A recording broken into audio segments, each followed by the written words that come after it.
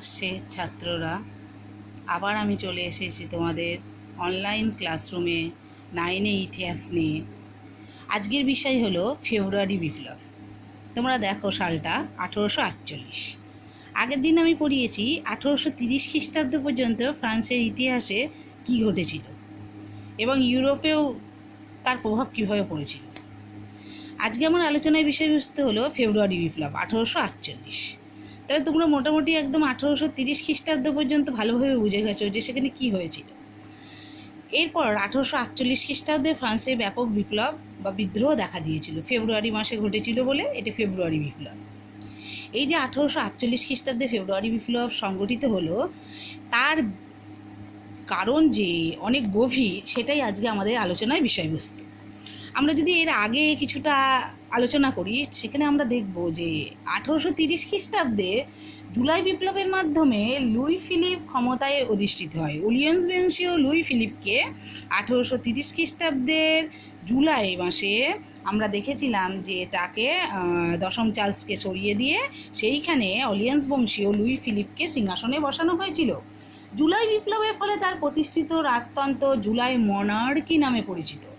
1 নম্বরের কোশ্চেন হিসাবে এটা পড়তে হবে যে জুলাই বিপ্লবের ফলে তার রাজবংশ প্রতিষ্ঠিত হয়েছিল বলে একে জুলাই মনার্কি নামে পরিচিত ছিল।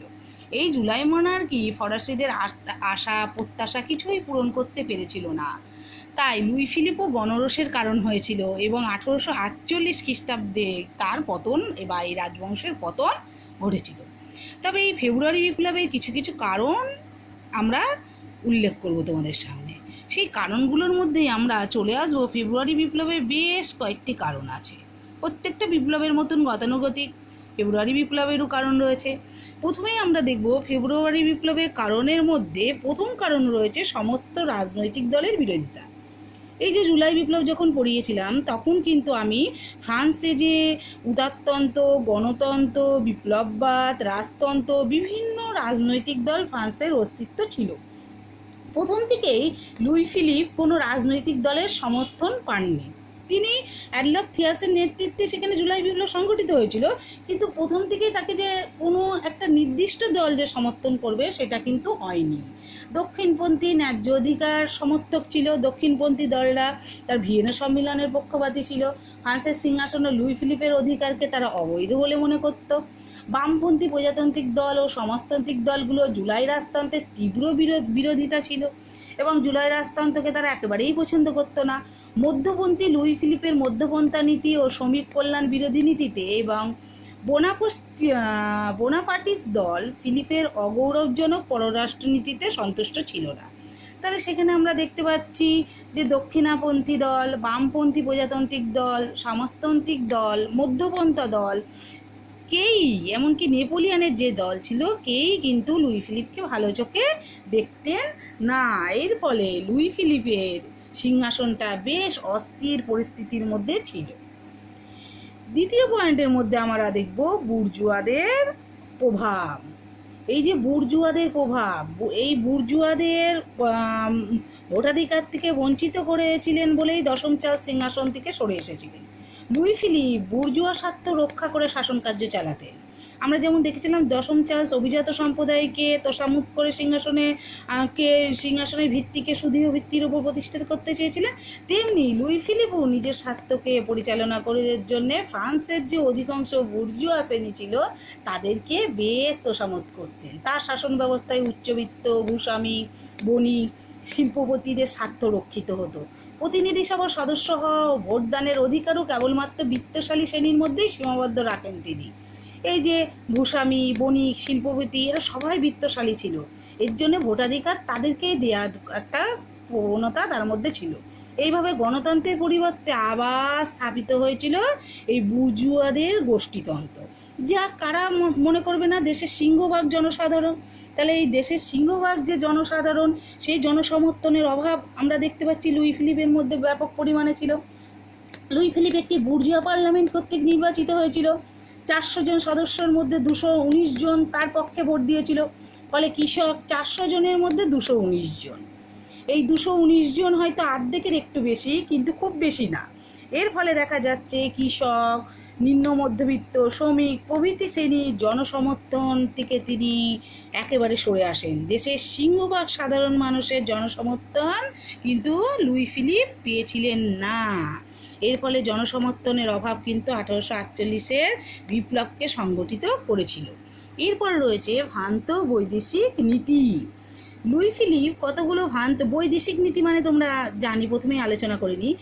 কোনো রাজা বিদেশের সঙ্গে কী রকম নীতি নির্ধারণ করবে সেটা তার ব্যক্তিগত হলেও মন্ত্রীমহল, দেশের সিংহভাগ মানুষের পরামর্শ তার নেওয়া দরকার।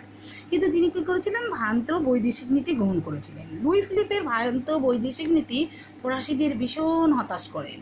কোনো দেশের প্রধানমন্ত্রী, কোনো দেশের রাজা বিদেশের ক্ষেত্রে সাফল্যমণ্ডিত হলে দেশের সাধারণ মানুষ তাদেরকে বেশ শ্রদ্ধা করে। এই সময় দেখা যায় যে তিনি যুদ্ধ এড়ানোর জন্য পোল্যান্ড এবং ইতালির জাতীয়তাবাদী আন্দোলনে নিরপেক্ষতার নীতি গ্রহণ করেন। বেলজিয়ামের স্বাধীনতা যুদ্ধে নেতৃত্ব না দেয়া, স্পেনের রানী ইসাবেলার বিরুদ্ধে সৈন্য প্রেরণ না করা প্রভৃতি সিদ্ধান্ত তার জনপ্রিয়তা নষ্ট হয়ে যায়। তাহলে বেলজিয়ামের স্বাধীনতা যুদ্ধে তিনি অংশগ্রহণ করেননি, পোল্যান্ড ইতালির জাতীয়তাবাদী আন্দোলনে নিরপেক্ষতার নীতি গ্রহণ করে। এই যে আমি কিছু করব না, এই যে ভ্রান্ত বৈদেশিক নীতিও সে দেশের সাধারণ মানুষকে সন্তুষ্ট করতে পারেনি। পঞ্চম পয়েন্ট হলো শ্রমিক অসন্তোষ। সেই সময় ফ্রান্সে শ্রমিকদের অবস্থা ছিল খুবই দারিদ্র্যসীমার নিচে, অবর্ণনীয়। কাজেই অনির্দিষ্ট সময়সীমা, স্বল্প মজুরি, অস্বাস্থ্যকর পরিবেশ শ্রমিকদের অবস্থাকে দুর্বিষহ করে তুলেছিল। শ্রমিকদের কল্যাণ সাধনের জন্য জুলাই রাজতন্ত্র কোনো ব্যবস্থা গ্রহণ করেনি। সেন্ট সাইমন, লুই ব্ল্যাঙ্কি প্রমুখ সমাজতন্ত্রীরা শ্রমিকদের সমর্থনে এগিয়ে আসেন। রাজতন্ত্র বিরোধী আন্দোলনে তারা ব্যাপকভাবে আলোড়িত হয়ে ওঠেন। এরপর রয়েছে আর্থিক সংকট। তারামূলে ব্যাপক আর্থিক সংকট দেখা যায়। ঐতিহাসিক জ্যাক ড্রস তার ইউরোপ বিটুইন রিভলিউশন নামক গ্রন্থে রাজতন্ত্রের পতনের জন্য আর্থিক সংকটকে দায়ী করেছেন। এই সময় ফ্রান্সে খাদ্য সংকট শুরু হয়, ফসল উৎপাদন ক্ষতিগ্রস্ত হয়। তিনি বলেছেন যে ফেব্রুয়ারি বিপ্লব ছিল ফ্রান্সের বুর্জুয়া শ্রেণীর বিরুদ্ধে নিম্ন বুর্জুয়াদের শ্রেণী সংগ্রাম। তাহলে নিচের বুর্জুয়ারা এই ওপরের বুর্জুয়াদের সঙ্গে একটা লড়াইয়ে লিপ্ত হয়েছিল, যা ছিল এই বিদ্রোহের ভিত্তিমূলকে ব্যাপকভাবে নাড়িয়ে দিয়েছিল।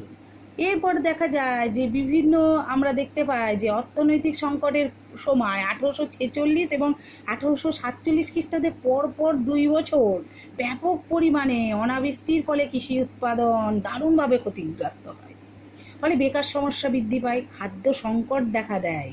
এই সময় তীব্র খাদ্য সংকট শ্রমিকদের দারিদ্র্য চরম সীমায় পৌঁছায় এবং আর্থিক সংকট নিরসনে রাজা ব্যর্থ হয়ে যায়। জনগণ তৎপর হয়ে ওঠে, ফলে দেশের নানান অঞ্চলে ব্যাপক বিদ্রোহ দেখা যায়। এরপর দেখা যাচ্ছে প্রত্যক্ষ কারণ। কী কারণে আমরা দেখতে পাই যে ফেব্রুয়ারি বিপ্লবটা সংগঠিতই হলো? এই রকম পরিস্থিতিতে আমরা দেখতে পাই লামার্টিন, থিয়াস প্রমুখ ভোটাধিকার সম্প্রসারণ মানে বৃদ্ধি করা, মত প্রকাশের স্বাধীনতা, দুর্নীতিগ্রস্ত নির্বাচন ব্যবস্থা প্রভৃতির জন্য দাবি জানাতে থাকে। লুই ফিলিপ এবং তার মন্ত্রী গিজো, এই লুই ফিলিপের মন্ত্রী ছিল গিজো, এই গিজো এইসব দাবি উপেক্ষা করেন। তারা ভোটাধিকার সম্প্রসারণ, মত প্রকাশের স্বাধীনতা, দুর্নীতিগ্রস্ত নির্বাচন সমস্ত কিছুর বিরোধিতা করে এবং 1848 খ্রিস্টাব্দে 22 ফেব্রুয়ারি অনুষ্ঠিত জনসভায় পুলিশ ভেঙে দেয়। তখন ফরাসি জনগণ গিজোর বাসভবনে যখন তাদের সভা ভেঙে দেয়, তখন ফরাসি জনসাধারণ উন্মত্ত হয়ে ওঠে। তারা কি করে? গিজোর বাসভবনের সামনে চলে যায় এবং ব্যাপক বিদ্রোহ করে। রক্ষীরা এই সময় এলোপাতাড়ি গুলি চালায়, গুলিতে প্রচুর মানুষ মারা যায়। ফিলিপ তার পৌত্রের হাতে সিংহাসনের ভার দিয়ে ইংল্যান্ডে পালিয়ে যান। 26 ফেব্রুয়ারি প্রজাতন্ত্রী এবং সমাজতন্ত্রী ফ্রান্সকে প্রজাতন্ত্র বলে ঘোষণা করেন। লামার্টিনের সভাপতিত্বে অস্থায়ী সরকার গঠিত হয়। আমরা মনে করি যে এই যে তিনি যে ইংল্যান্ডে পালিয়ে গেলেন, রাজতন্ত্রের অবসান ঘটল 24 ফেব্রুয়ারি 1841 খ্রিস্টাব্দে। ফ্রান্সে প্রজাতান্ত্রিক দল এবং সমাজতান্ত্রিক দল মিলিতভাবে সরকার গঠিত করলো। এই যে মিলিত সরকার গঠিত করলো, সেই মিলিত সরকারও কিন্তু খুব ভালো বা খুব সুন্দরভাবে যে ফ্রান্সের রাজত্ব করেছিল, সেটাও কিন্তু আমাদের আলোচনার বিষয়বস্তু হবে, যে তারা কি খুব ভালোভাবে শাসনকার্য পরিচালনা করেছিলেন, না খুব ভালোভাবে শাসনকার্য পরিচালনা করতে পারেননি। এরপর আসছে এই ফেব্রুয়ারি বিপ্লবের গুরুত্ব। এই যে এত বড় ফেব্রুয়ারি বিপ্লব হলো, এই বিপ্লবের একটি নির্দিষ্ট গুরুত্ব থাকবে।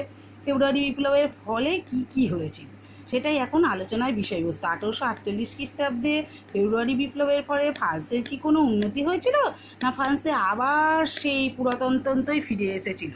এইখানে আমরা দেখব লামার্টিন, লুই ওয়াংক্লি প্রমুখের উদ্যোগে 26শে ফেব্রুয়ারি 1848 খ্রিস্টাব্দে দ্বিতীয় প্রজাতন্ত্র গঠিত হয়। আমরা প্রথম প্রজাতন্ত্র কবে দেখেছিলাম? আমরা প্রথম প্রজাতন্ত্র দেখেছিলাম ফরাসি বিপ্লবের সংগঠিত হওয়ার পর 1792 খ্রিস্টাব্দে ফ্রান্সে প্রজাতন্ত্র গঠিত হয়েছিল। এরপর দ্বিতীয় প্রজাতন্ত্র গঠিত হয় আমরা দেখতে পাচ্ছি 1848 খ্রিস্টাব্দের পর, এবং নানা কারণে ফেব্রুয়ারি বিপ্লব সেই সময় গুরুত্বপূর্ণ ভূমিকা পালন করে। ফেব্রুয়ারি বিপ্লবের মাধ্যমে আমরা প্রথমেই দেখব প্রজাতন্ত্রের জয় হয়, ফ্রান্সের রাজতন্ত্রের অবসান ঘটে, দ্বিতীয় প্রজাতন্ত্র প্রতিষ্ঠা হয়, বুর্জুয়াদের ক্ষমতা খর্ব হয় এবং সাধারণ মানুষের অধিকার প্রতিষ্ঠা হয়। দ্বিতীয় হলো অর্থনৈতিক গণতন্ত্র প্রতিষ্ঠা। এই বিপ্লবের ফলে ফ্রান্সে জাতীয় কর্মশালা, বিভিন্ন প্রকার শ্রম কমিশন প্রভৃতি গঠিত হয়। অর্থনৈতিক গণতন্ত্র প্রতিষ্ঠার ফলে এই বিপ্লবের বিশেষ গুরুত্ব হয়। ভোটাধিকারের স্বীকৃতি, যেটা ছিল এই বিপ্লবের অন্যতম একটা পয়েন্ট।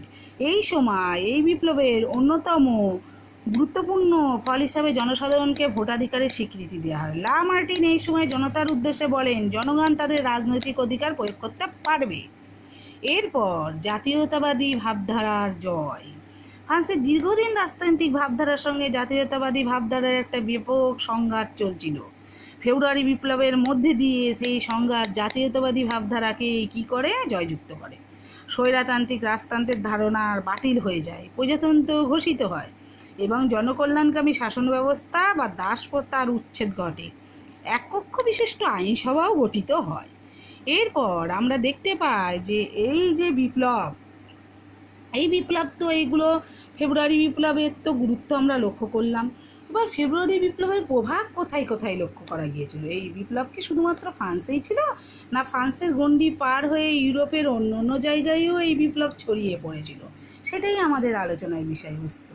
আমরা দেখব যে ফেব্রুয়ারি বিপ্লব সমগ্র বিশ্বে সুদূর প্রসারী প্রভাব গ্রহণ করেছিল। শুধুমাত্র ফ্রান্স না, সমগ্র ইউরোপে এই বিপ্লব ছড়িয়ে পড়েছিল। ফ্রান্সে কী হয়েছিল? বুর্জুয়াদের ক্ষমতা খর্ব করা হয়েছিল, ভোটাধিকার নিয়ে আসা হয়েছিল, জনকল্যাণকামী শাসন ব্যবস্থা, আইনসভা, দ্বিতীয় প্রজাতন্ত্র গঠিত হয়েছিল। এই সময় জার্মানিতেও এর প্রভাব লক্ষ্য করা যায়। জার্মানি, প্রাশিয়া, ব্রাসউইক সহ বিভিন্ন জায়গায় উদারতান্ত্রিক আন্দোলন শুরু হয়। জার্মানির ফ্র্যাঙ্কফুর্ট শহরে ফ্র্যাঙ্কফুর্ট পার্লামেন্ট গঠিত হয় 1848 খ্রিস্টাব্দে। জার্মানির ঐক্য আন্দোলনে গুরুত্বপূর্ণ ভূমিকা পালন করে। এরপরে ইতালিতে, জার্মানির মতো ইতালি, সিসিলি, নেপলস বিভিন্ন জায়গায় উদারতন্ত্রের একটা সূচনা হয়। পোপের রাজ্য ভেনিসে প্রজাতন্ত্র গঠিত হয়। পিডমন্ট এবং সার্ডিনিয়া উদারতান্ত্রিক সংবিধান গঠিত হয়। এরপর আছে ডেনমার্ক। ডেনমার্কের রাজা সপ্তম ফেডারিক সংবিধান সভার অধিবেশন ডাকতে বাধ্য হয় এবং ডেনমার্কে উদারনৈতিক দল গঠন হয়। এরপর আছে অস্ট্রিয়া এবং অন্য অন্য দেশে এর প্রভাব। এই লুই কুশুদের নেতৃত্বে হাঙ্গেরিতে আমরা দেখতে পাই স্বাধীনতা আন্দোলনের সূত্রপাত হয় লুই কুশুদ, এবং বাহিমিয়াতে চেক ও স্লাভা তাদের দাবি আদায়ে তৎপর হয়ে ওঠে। অস্ট্রিয়ার উদার সংবিধান প্রবর্তিত হয়। ফেব্রুয়ারি বিপ্লবের আলোতে গোটা ইউরোপ আলোকিত হয়। তাই ফেব্রুয়ারি বিপ্লব রাজতন্ত্রের পতন ঘটায়, জাতীয়তাবাদী আন্দোলনের সূত্রপাত ঘটে এবং সমগ্র ফ্রান্সে এক ব্যাপক গণ আলোড়ন এই সময় সৃষ্টি হতে দেখা যায়। ফেব্রুয়ারি বিপ্লবের ফলে আমরা দেখতে পাই যে ব্যাপক, শুধুমাত্র ফ্রান্স না, ইউরোপের এইসব অন্য অন্য দেশেও এর প্রভাব লক্ষ্য করা যায়। এই সময় আমরা দেখতে পাচ্ছি লুই কুশুদকেও কিন্তু আমরা দেখতে পাই যে হাঙ্গারির মাসিনি বলে অভিহিত করা যায়। এবং এই আন্দোলনের ফলে প্রতিক্রিয়াশীল শক্তির বিরুদ্ধে জাতীয়তাবাদী আন্দোলন ব্যাপক আকার ধারণ করে এবং ফেব্রুয়ারি বিপ্লব 1848 খ্রিস্টাব্দে এই সালটাকে বিপ্লবের বছর বলে অভিহিত করা হয়, কারণ সর্ব জায়গায় এই সময় উদারপন্থী গণতন্ত্রী দলের একটা বিপ্লব শুরু হয়। এই ফেব্রুয়ারি বিপ্লবে একটা আগুন সমগ্র ইউরোপ মহাদেশে দাবানলের মতন ছড়িয়ে পড়ে এবং জাতীয়তাবাদী আন্দোলনের সূত্রপাত হয়। সমস্ত দেশে উদারপন্থী দল গঠিত হয় এবং বিশেষ বিশেষ জায়গা স্বাধীনতা লাভ করে।